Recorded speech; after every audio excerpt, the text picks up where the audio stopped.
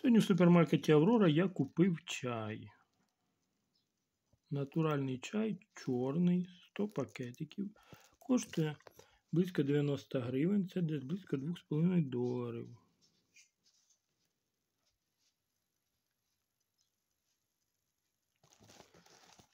Так, зроблено, де він зроблений? Цейлонський, так чи де?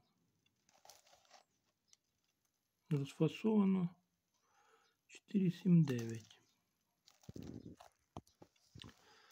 Так, виробник Цейлон. Країна походження Шрі-Ланка, виробник Цейлон.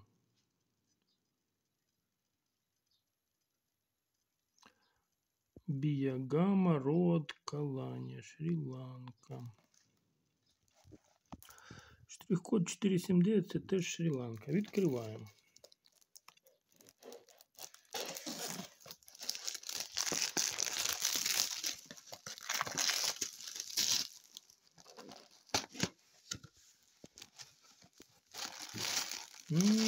Запакований, даже сюди пахне. Відкриваємо.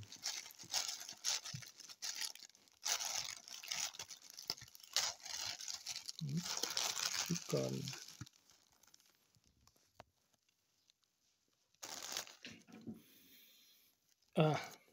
Ну що ж, будемо куштувати.